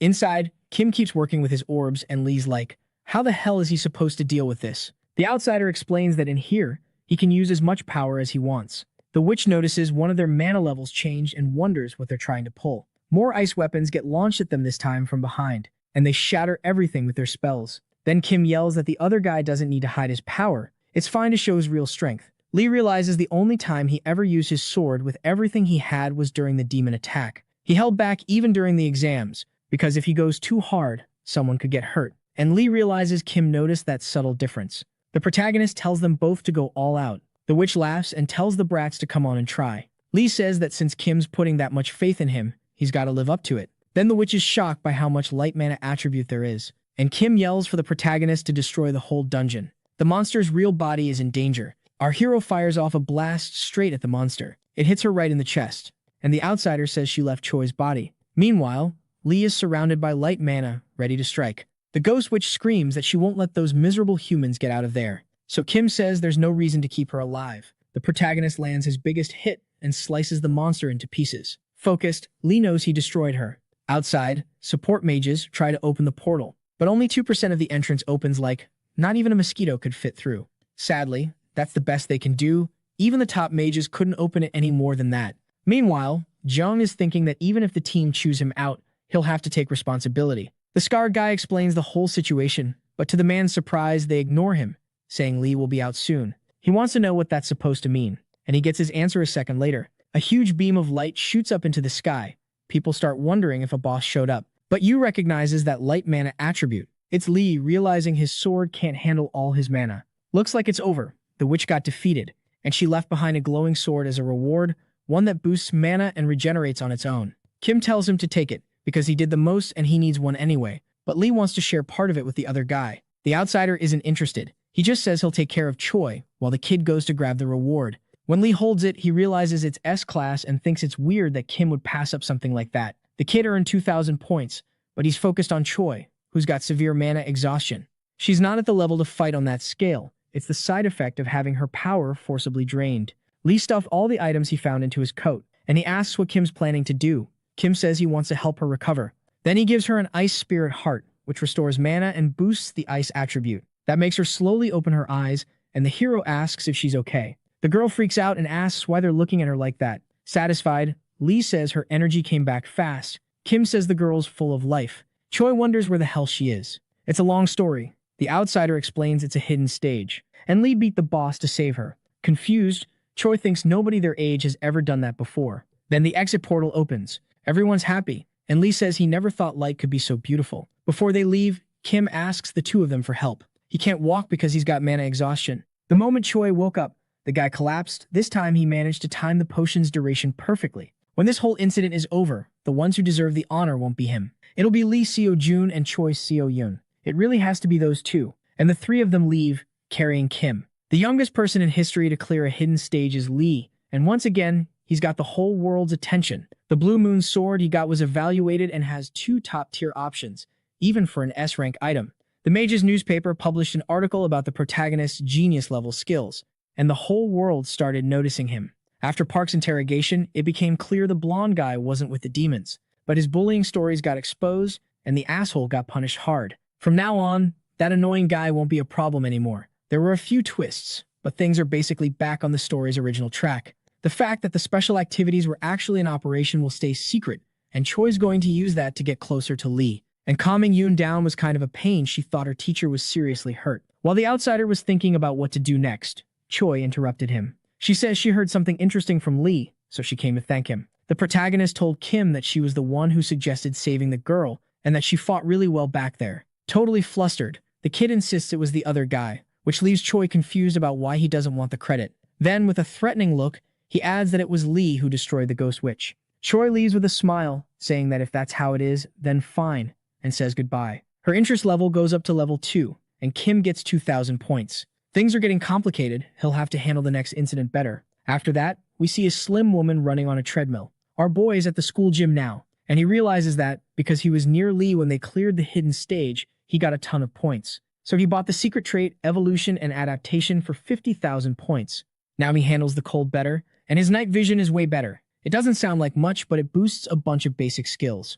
In the original story, it was the trait of the top second-year student, Jeon Min-yi, but that probably doesn't matter much. Just then, 2 guys call out to Kim Seon-woo. They ask why he's there, and he says he's just taking care of his body. Lee says he sounds like an old man, but Shin points at other people. They're saying the protagonist always starts Mondays with bench press, and that he got strong through tons of training and effort. Shin says the others aren't even close. And we see a flashback of Yu's powers. The brown-haired guy says she's insane and that he'll show everyone what real firepower looks like. Excited, Kim says that's good for her, because he knows she's the type who doesn't give up on a goal. But then Lee says it's weird that teacher Jang Anchul isn't there today. The guy's always in the gym when he doesn't have classes, and Shin says he's patrolling the school. It's a secret, but apparently they found a body near the school. Shocked, Lee says it was a demon attack. Shin isn't scared though, because the genius will protect them. The outsider thinks demons could attack any time, since the infiltrator is still out there. And more specifically, it's not a human traitor, it's an actual demon. Park Min-yi, ranked 4th in the 3rd year, says Lee sweats a lot, and she hands him a towel to dry off. Our hero is suspicious. Little Shin says she looks beautiful today, and she praises him for it. Then the protagonist thanks her for the towel, and she says she's always cheering for him, but her gaze is weirdly sinister. The night before, she was draining everything she could from some poor human, pressing her sharp fangs right into the man's neck. Turns out she's a B-class demon named Jang Yi, and the only daughter of Jang Han. After feeding on the human, she says she didn't expect him to show up. He must be planning to attack the school again. It's that damn Lord Cheon-hae, who only came to check how the infiltrator is doing. After all, her father died, and she was left alone. The villain wants to keep a close eye on her. Jang says she'd like to play with him a bit more, but Cheon says if word gets out, they'll get caught. The Lord asks how things are at the school, and she looks bored. With her identity, she can't even get close to Jeong, and Hyung told her not to take revenge on Kim. Every day, she's forced to look at the kids who took her father down. She asks him what he thinks that's been like for her, and Cheon says that among those kids, Lee Seo-jun is the one people are talking about right now. During the attack, the boy was suspected of being the child of prophecy. The moment the demon barrier vanished and that guy showed up right after, it looked suspicious. But after her report, he became sure the child of prophecy is definitely Lee Seo-jun. Excited, Jang asks if she can end it with her own hands, but Cheon thinks she's not capable. Still, the Lord doesn't understand the pain of wanting revenge but not being able to take even a single bite. For revenge and for the good of the clan, she'll wipe the boy out. A bearded guy says that's exactly the mindset. Jang hadn't even noticed that person's presence. He says she's turned out pretty well, even though she's still new. Bowing, Cheon says he never imagined the demon would come there in person, and the other guy replies that he just wants to see what his subordinate looks like. The young girl's power is still weak, but her attitude is good, so he'll accept Jiang Yi as one of his subordinates. She'll join the attack to eliminate the child of prophecy, as ordered by the king, and there's no way she can refuse the offer, says the king's right-hand man. Meanwhile, at the fifth entrance of the Bukhansen dungeon, Yoon is holding a mana orb in her hands. Her powers look way more polished now. She throws it at all the monsters around her, and the ugly little freaks get terrified and immediately run off. Excited, she asks if it was good, and Kim says she's improved a lot now, she just needs to focus on mastering that form. Yoon's surprised he found a dungeon just for her to train in, but the outsider says it was luck, which is true. In his past life, as a C-rank mage, he found this dungeon by accident. It's a place that never showed up in the original story, only he knows about it. The area is full of demon-type monsters, so it's the perfect environment to strengthen Yoon's willpower. Kim asks what she was thinking about while she was using her power, and she says that when she fought Yu, she was thinking about wanting to protect the people around her. The most important thing when you're dealing with destructive power is willpower, shown through purpose and determination, and Yoon's purpose is Kim. She wants to be like him, and he tells her they should keep training like this every weekend so he can get her into the special class. But Yoon is totally seeing it as a date, getting to be alone with him on weekends. Before the exams, she was ranked 82nd. Now she's 52nd. If she keeps improving like this, she'll end up like she did in the original story. Kim's eyes light up, and he figures he needs to deal with the Jiang Yi problem. In the original plot, she went after Lee for revenge, and she pulled a bunch of schemes like a classic villain. But now the one who took down her father was him and Jiang, so why did she go to Lee first? Something's off, and before she can cause any damage, the outsider decides he's going to make the first move. Jiang recognizes Kim as the person Lee rescued during the hidden phase. She heard the boy wanted to tell her something, but Kim knows he's been caught, and he says it's something really important. To deal with this obstacle, this is the only way. He hands her a book and says he wants to be close to her. A confession attack. First, he needs to create a situation where it's just the two of them. Jiang is disgusted by him, which earns him the achievement First Rejection. 1,500 points total. It went terribly, he got shut down hard. The demon woman says Kim isn't her type, so it'd be weird, and she storms off, thinking she'd never date some mere human. Our poor guy knows he's human, but come on, he's not that ugly that someone should be grossed out. But Shin was watching and felt bad for him. Another 500 points, exactly what Kim wanted. The kid insists he wasn't spying, he was just passing by. Confessing to her is worth it even if he gets rejected, even though he hates being the center of attention. Kim figures it's because she's a demon, then asks if Shin has started the classical magic theory assignment. The kid says he's good at physical stuff, but theory just won't go into his head. So the outsider offers to let him use his work as a reference, but there's a condition. He asks if the kid uses the school message board. People start saying that since Kim couldn't get attention as the bottom-ranked student, he's trying this now. And 247 people are interested in him. 1,500 points, just like he planned. On the board it says that Park, the prettiest girl in the academy, is his and nobody can touch her. The teachers are finding the whole thing hilarious. Meanwhile, Yoon is mad that Kim prefers older girls. Yu says it's obvious the boy didn't post it, someone's just messing with him. And Shin is thinking, yeah, it wasn't him this time. Whispering, he says he did his best to post it like he was told, but it looks like it totally backfired. Kim says it wasn't the result he expected, but he still got his message across. He knew that if anything romance-related involved Shin, the whole school would hear about it, so he just says thanks. Meanwhile, Jiang is furious because she didn't want things to turn out like this. Our boy might have avoided being labeled the absolute worst kid in school, but people still see him as someone who just wants attention. If the demon gets linked to him, it'll be hard to hunt people down or hurt Lee, and Kim doesn't exactly have a reputation to lose. Still, the way those girls are reacting is kind of over the top. One girl says that when you're pretty and nice, only weirdos cling to you. Pissed off, Jiang knows she needs to kill Lee, but thanks to that brat Kim, nobody takes their eyes off her. If he got the chance, he'd set up an ambush and finish her off. But for now, he has no choice but to back off. Because for Lee, something way more important is about to happen. It's time to close the American Museum of Antiquities. And a blonde guy says the night patrol starts after checking for anything unusual. This is the Soul Vessel, a sacred relic with the power to seal souls. 13 years ago, the world was suffering at the hands of John, the worst terrorist group in history. But Kim Jin-chol, the association president, drove them back after an intense battle and killed their leader, Jin Chon-woo. Among the spoils was the Soul Vessel, which was donated to the American Museum of Antiquities. Just sitting there, no problem. Still, someone brings up the sacred relic, the most important piece in the whole exhibit. A mysterious, intimidating woman in black walks in. An employee says she must have missed the sign. The exit is that way. But she keeps going, saying it's amazing to see something like that up close. It's way too beautiful to be trapped in a place like this.